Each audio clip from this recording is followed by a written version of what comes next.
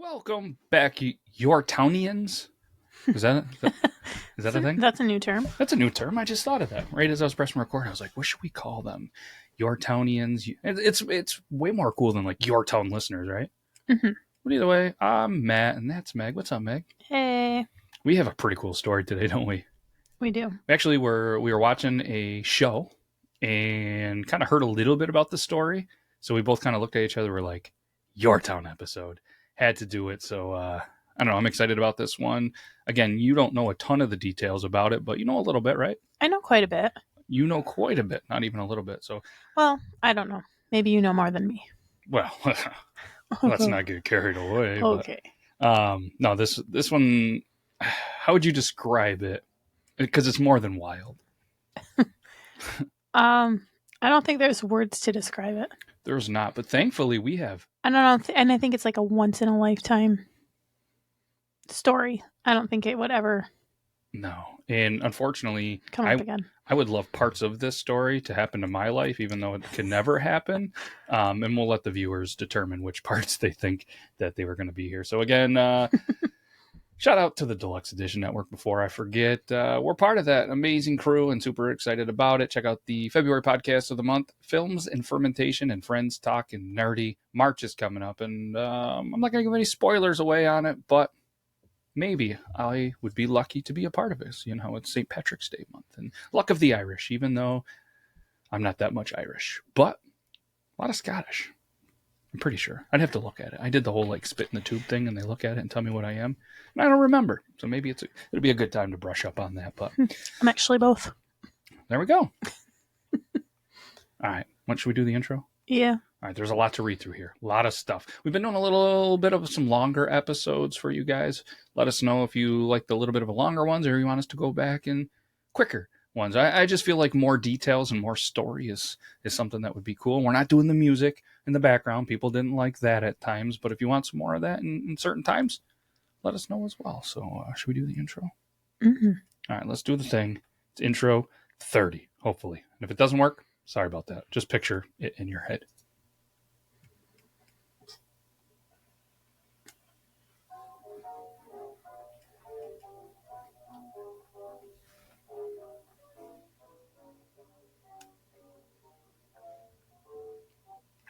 I have a feeling that didn't work.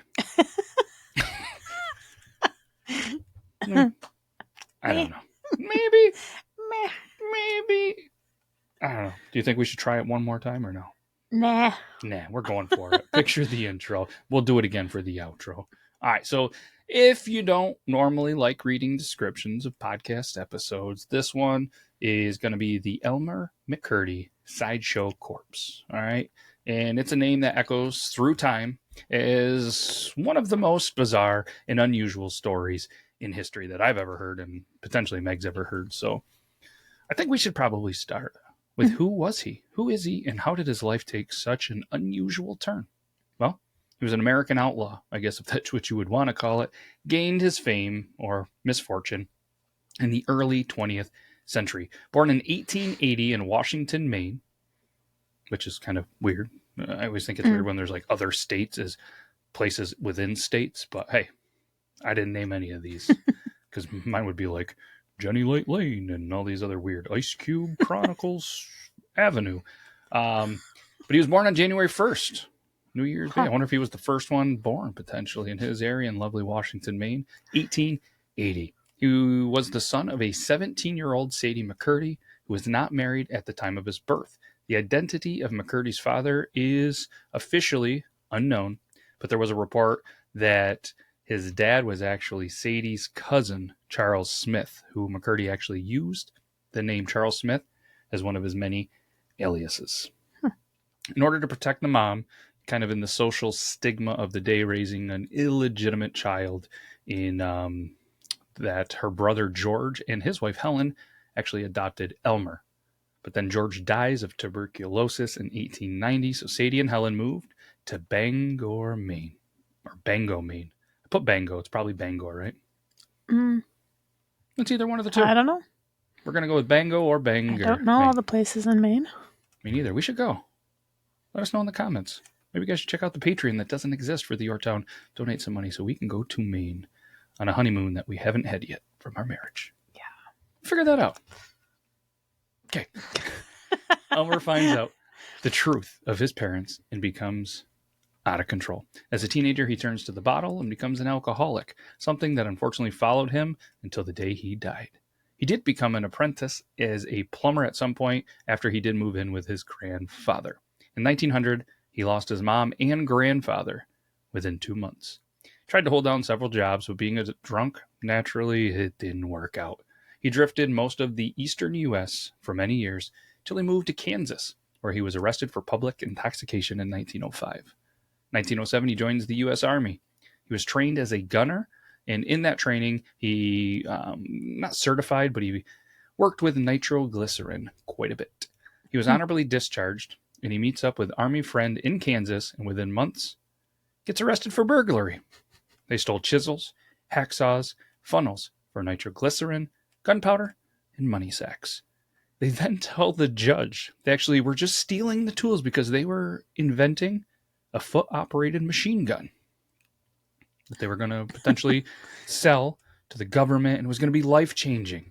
It was going to, revolutionize so much. 1911, the jury finds him not guilty, and he gets out of jail. He now decides on a career of robbery. Why wouldn't you, right? Sounds right. Sounds like a good path to go. Yeah. So then McCurdy's criminal career was short-lived and relatively unsuccessful. In the shadows of the early 20th century, Elmer McCurdy, a man whose destiny seemed entwined with chaos, embarked on a criminal journey that would leave a trail of destruction in its wake. Armed with a dangerous combination of bravado and nitroglycerin, McCurdy set his sights on the high-stakes world of bank and train robberies. Why not, right?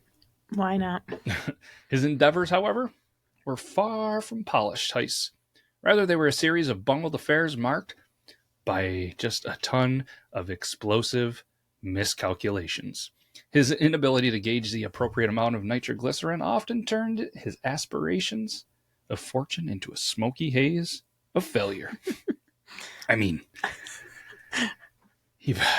I don't know what he got this honorably discharged from the Army, but he probably should have worked on the training a little bit. But for everybody's sake involved, it's probably for the best that he wasn't so good at it. Now, I have to admit that I am going to mispronounce a lot of cities and names of places very wrong. I probably should have done the research, but you know me, I think at this point people love to laugh at me that I can't pronounce it. We're used to it. What? Okay. A pivotal moment in McCurdy's criminal odyssey unfolded in Lenape, Oklahoma, in March 1911, fueled by whispers of a fortune hidden with the Iron Mountain Missouri Pacific train number 104. Because why would they want to, shorten names?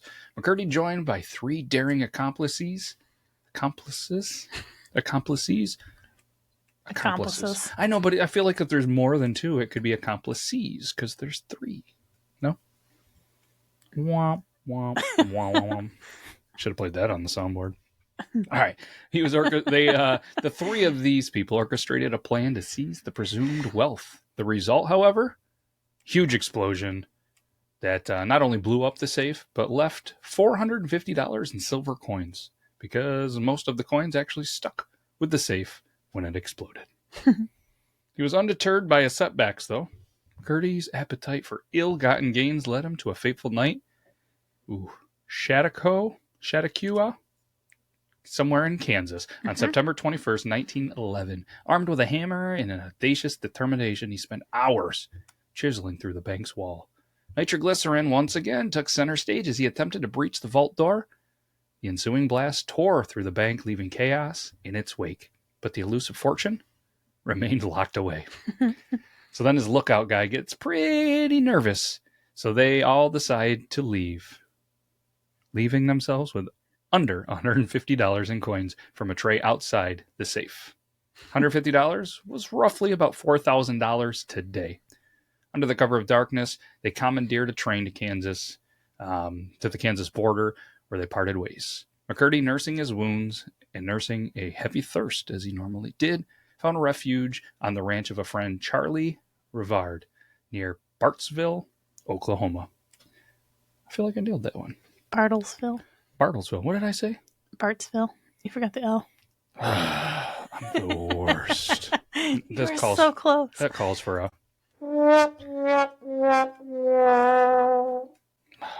Okay. So he's with a friend, Charlie. The hay shed the hay shed on the property became his house, a place where the line between fugitive and recluse blurred. In those few weeks, fueled by the weight of his failures, McCurdy sought solace in the bottom of a bottle, wrestling with a destiny that seemed both elusive and inevitable. In the moonlight darkness of October 4th, 1911, Elmer McCurdy, a desperado with dreams of wealth, plotted to intercept a Katy train transporting a princely sum of $400,000 that was actually intended as a royalty payment to the Asagi Nation. Is that how you'd say that? I think so. Let's go with that.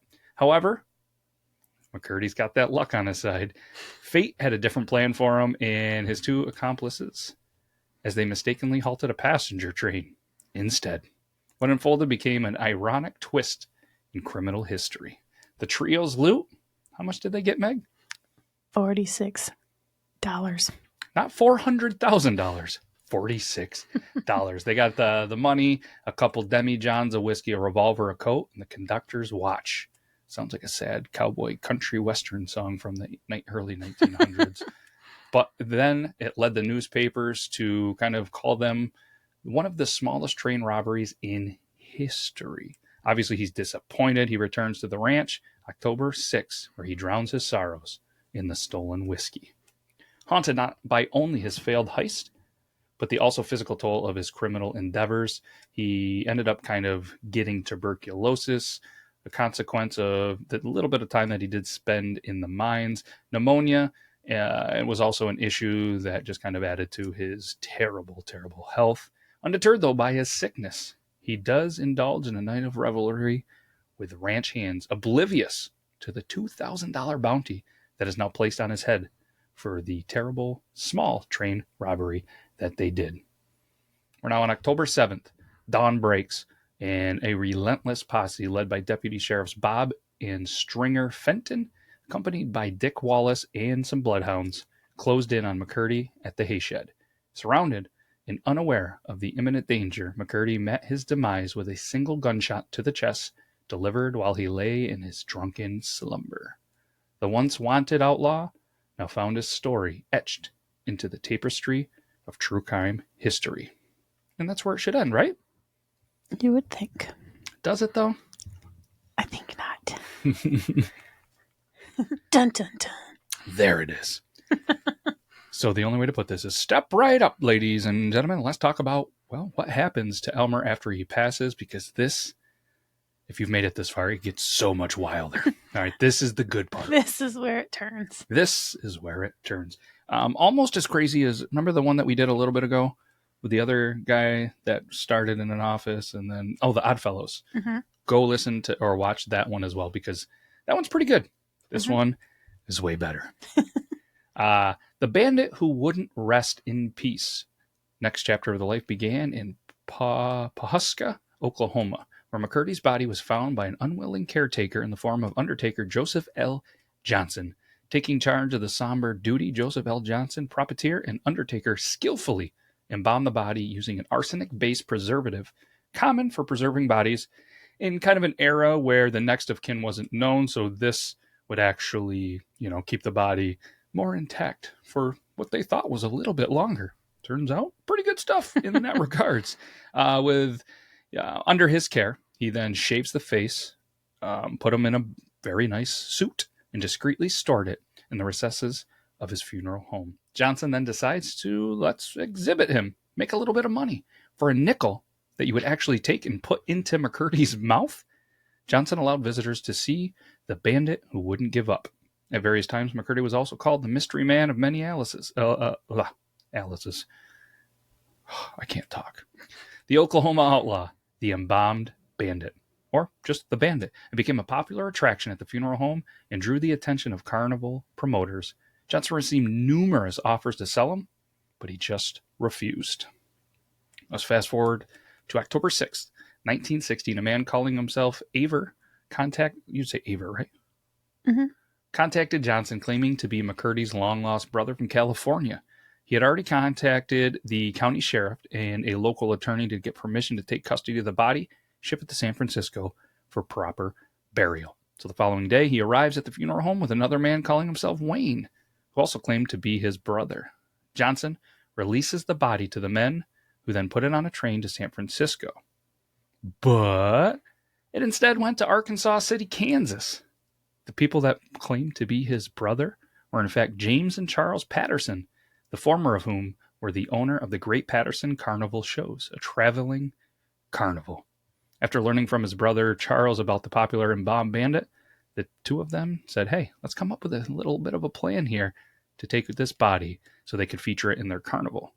So, McCurdy's corpse would be featured in the Patterson's carnival as the outlaw who would never be captured alive until 1922, when Patterson sold his operation to Louis Sonny, or Sonny. One of the two. We covered them both, so it's one of them. So then they take his body and put him center stage in a twisted, extra little bit of some journey in Elmer McCurdy's life.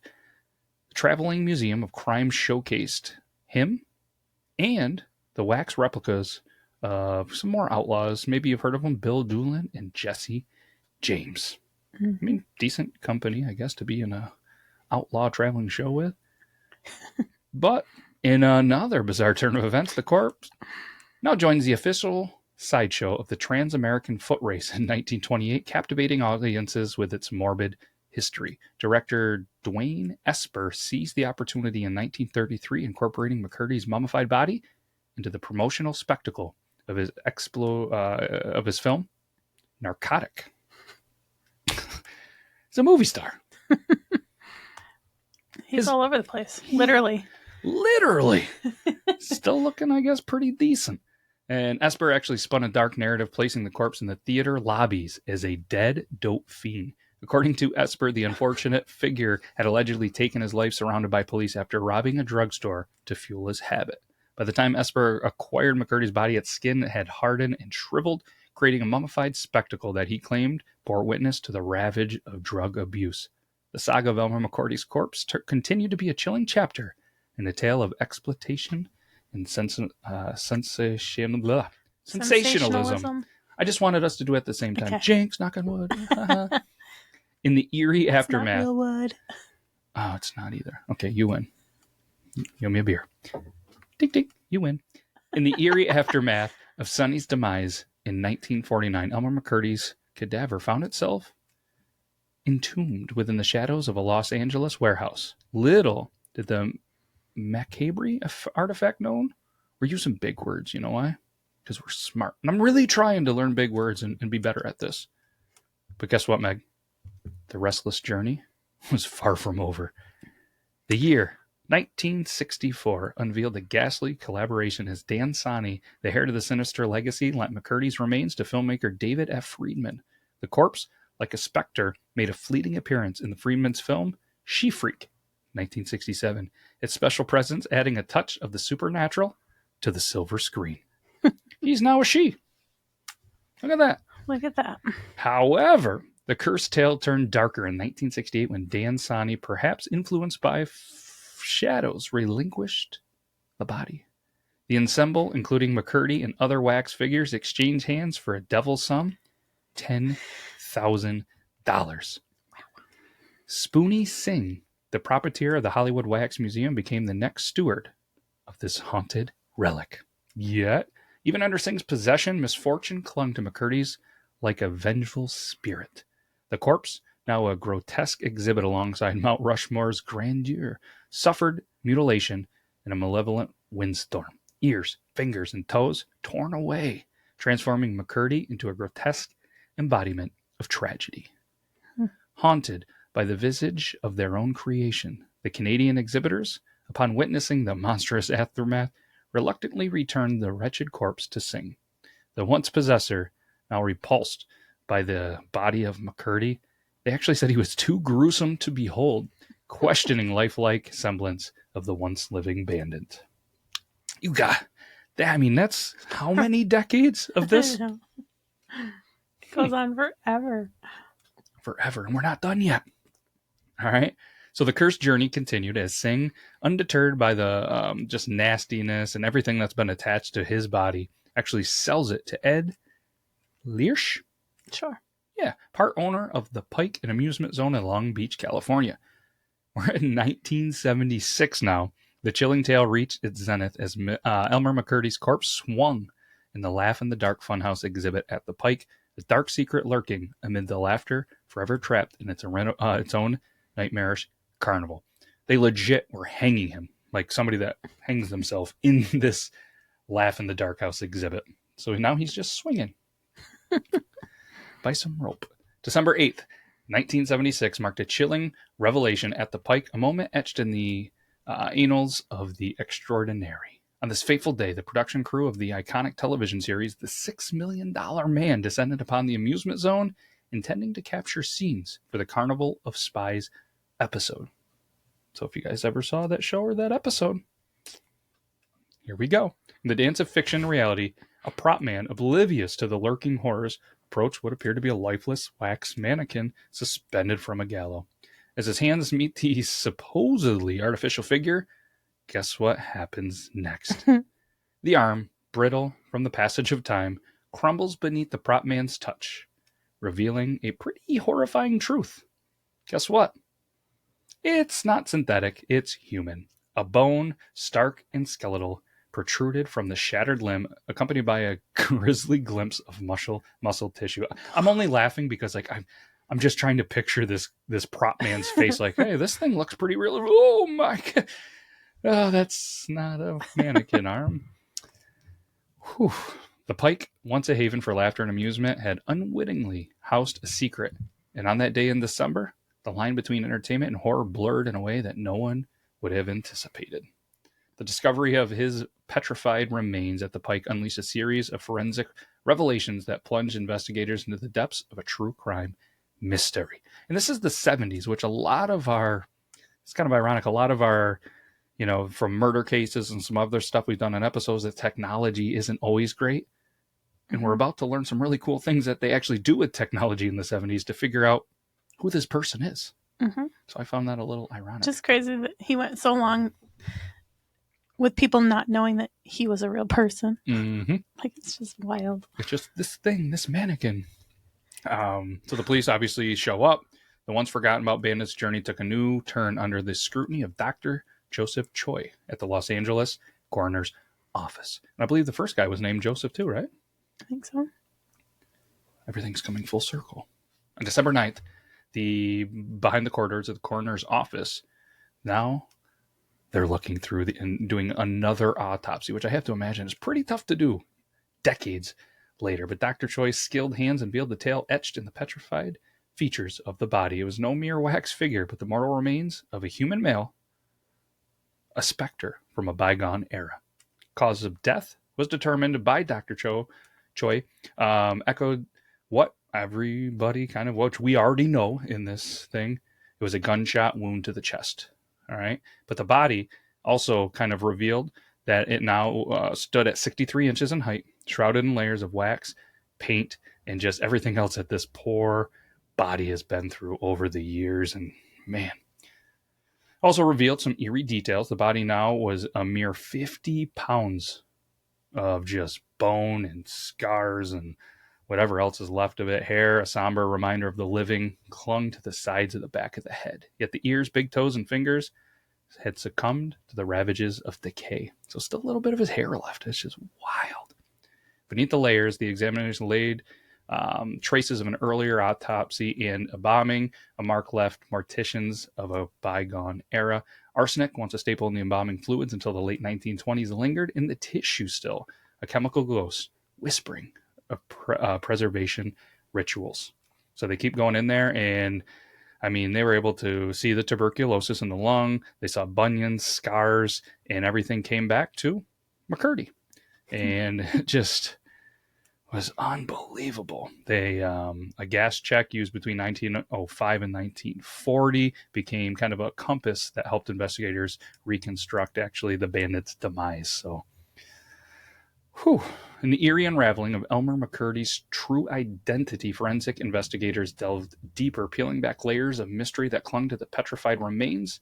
As the mandible was delicately removed from dental analysis, the whisper and secrets of its tale started to really kind of come for scene. And they actually, in the lifeless jaw, a 1924 penny, that was still in there. Because remember, they were putting nickels and pennies in the mouth to be able to see him. Isn't that wild? They find a penny in there. I'm surprised they only found one. Right? But they also found ticket stubs, apparently, to the Museum of Crime that were in the oral cavity as well. A special ticket to a carnival of horrors nestled alongside the skeletal remains as well. In a quest for validation, investigators reached out to Dan Sani, keeper of familial secrets. His confirmation echoed through the corridors of time. The body, obviously, the bandit who wouldn't rest. It's just unbelievable. They take radiographs of the skull, and I mean, just the jigsaw puzzle unfolded. The past just kept unraveling, and I couldn't imagine just these doctors, these scientists, just finding more and more and more at the time. But obviously, then the media, they find out about it. They see the opportunity, and you know what I mean. They just start to talk about it everywhere. December 11th, newspapers, TV, radio, broadcast, everything. They just start just kind of telling the tale that kind of has emerged from the shadows. And the public response, was kind of both, horrified, a little bit of sympathy for the body.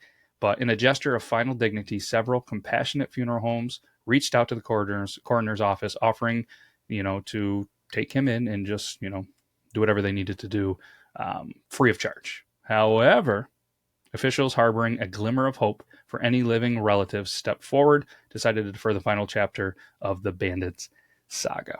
Amidst this morbid limbo, Fred Olds, a representative of the Indian Territory posse of Oklahoma Westerns, emerged as a peculiar guardian of McCurdy's resting place. Advocating for a return to the land of McCurdy's origins, Olds sought the approval of Dr. Thomas Noguchi, then the chief medical examiner coroner of the county of Los Angeles. So after the testing and everything that, like with the body, Olds garnered the reluctant approval to claim McCurdy's custody. The final act of this dark drama unfolded as Fred Olds, standing at the intersection of history and spectacle, got the rights to bury Elmer McCurdy in the soil of his Oklahoma roots. April 22nd, 1977, now bore witness to the solemn culmination of Elmer McCurdy's twisted odyssey. They then had the funeral procession, marked both fascination and just, could you imagine the show? The media, the intriguing, just random people in the area. Mm-hmm. Everybody wanted to see this. They went to Boot Hill section of Summit View Cemetery in Guthrie, Oklahoma, which is the final resting place for McCurdy. Pallbearers, unwitting custodians of the legacy, transported his remains with 300 onlookers. They're just curious, like we kind of talked about, and everything. And it's just crazy. But what's even crazier is McCurdy found companionship in death as he was laid to rest beside Bill Doolin, who we mentioned earlier, who was another, big name in the Wild West. Now you have these two just kind of infamous souls separated by time, but united in the peculiar theater of Boot Hill. But what's even crazier is they wanted to ward off the ghoulish prospect of, potentially people trying to snatch his body and everything else. They put in a ton of cement, 2 feet of concrete. Sorry, not cement, 2 feet of concrete over his casket, sealing him in a tomb of eternal silence. Isn't that wild? It doesn't get any crazier than that. I don't even know how. There's no other way to wrap this up. It's 2 feet of concrete. That will wrap it up. So this guy, born in 1880, this story goes on until 1977. Is that right? Yeah, 1977. Almost 100 years. Can you imagine? No. That's the wildest Afterlife story. I've ever heard. That's why I want part of my body to live some of that, like like Weekend at Bernie's. Maybe they did Weekend at Bernie's after him. Maybe We'll have to get a hold of the writers and see if they want to come on. Probably not going to happen, but do you want to do the quote, or do you want me to? You can. Okay. Quote: I am an invisible man. I am a man of substance, of flesh and bone, fiber and liquids, and I might even be said to possess a mind. I am invisible. Understand simply because people refuse to see me. Ralph Ellison. Sources: big shout out to the Wikipedia, Ripley's.com, blogs.loc.gov, and KCRW.com. That was wild. Mm-hmm. So now, in the beginning, mm-hmm. when the guy was taking care of the body, mm-hmm. did he mean to do that? Because I thought he had accidentally used too much of the arsenic solution. So it was common. Because the story that I knew was that he had done it on accident by having the wrong ratios and mummified the body. Oh. So it was a common practice back then, from everything that I've read, to use the arsenic as the bombing solution, because a lot of times in that time, with technology not being great, and obviously, if there was no next of kin, it would allow the body to stay a little more preserved until they could find the next of kin. And so I think that they did this, and then he was just like, well, I'm going to put this up for display. So maybe because he used a wrong ratio, or maybe in the back of his mind he had plans to make money off this corpse, he was like, let's hit him with a little bit more. But yeah, that's unbelievable. And and then it did say in the 1920s they kind of got rid of being able to use that for bombing and everything like that. So wild. But let us know if you like this. Again, feel free to set up a GoFundMe or a Patreon on our behalf, so Meg and myself can go to, I guess, Maine is what we decided on our honeymoon. No, all kidding aside, we can't thank you guys enough for taking some time out of your busy day to listen or watch this. Greatly appreciate it. And if you guys have any recommendations for any stories, like I said, just give us a topic, give us a location, and we'll do the rest. So this is a lot of fun. Can't thank you, Meg, for doing this. Hopefully you're still enjoying it. Stuck with me. Yeah, you are stuck with me. So, all right. Can't thank you guys enough. We'll be back next week with another episode. And like I said, check out yourtown.com. Check out the map. Every time we do a story, we put a little pin on there. And we're approaching almost the halfway of all of the states. But it's a lot of fun. Can't thank you enough. That's all I got. You got anything else? Nope. Okay. Gotta go. Bye. Bye.